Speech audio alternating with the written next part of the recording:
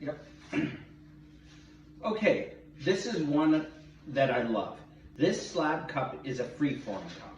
I still like to use a template. And if we zoom in on this template, and here's on the back a cute little handout to show how it works.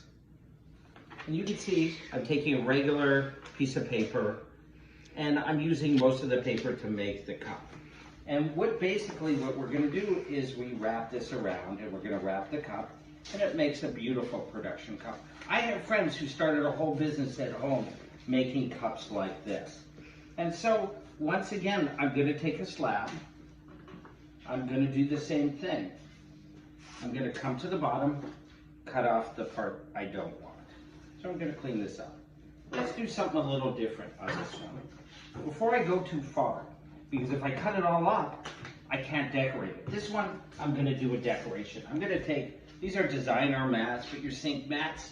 Go outside, look how beautiful it is. Get a couple leaves, find stuff around your house, and we're going to stamp it. And I'm going to come here, and the beautiful with this one, it actually gives me a similar size. And I'm going to take a rolling pin. Now I got a big rolling pin.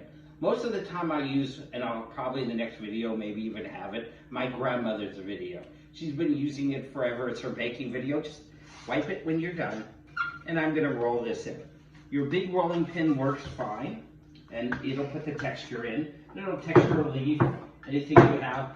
If you're lucky enough to have the pencil roller, what we call a brayer, this is even nicer, where you can really get in there. You could use your hands, don't go too crazy, and just roll your image in there. Watch how cool this is. When you're done, look at that. So this has this beautiful wood effect, similar to that. You could stamp in bark yourself. Very cool what you can do, and the fun you want. Remember, you got to choose your side, right? So I'm going to lay down my template, kind of in the area where I want it. I'm even going to put it sort of at an angle. The reason I'm putting it at an angle, I want to get some of the cool knots here. And I'm going to cut around my template.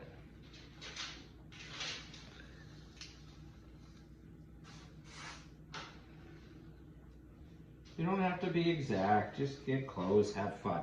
You want to keep on spraying your clay. So if I'm done with this, I need a little bit for the base, as you saw before.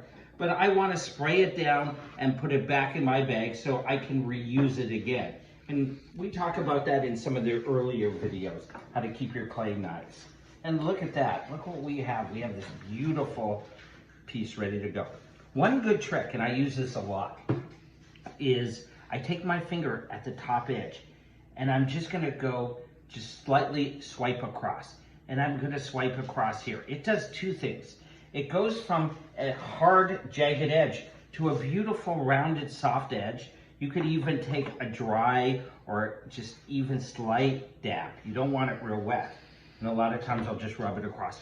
And it makes it, makes it beautiful and smooth. Does everybody see that? Gives you a beautiful finish. It also makes it thinner. So now I can wrap it around. And when I talk about it, it's so important to start understanding leather hard. When I talk about leather hard, you can see how beautiful that's standing. I don't have an insert or anything, and it's going together lovely. So I could see this here. Look how lovely that's gonna go together. Can everybody see? Wonderful. Now I'm gonna choose to bevel at least one side of it. That's gonna make this seam a little thinner. Right-handed, so it's easier. I'm cutting at a 45-degree angle. So when I overlap this on the other side, it'll thin that out. And I could even thin, I'm gonna do a double thin. I usually don't go on this side, I go on the other side. But here, just so we can see, this will work really well too. I can do it here just a little bit. So you don't get that thickness. This is a little more advanced. Takes a little practice, but you'll get a nice cut.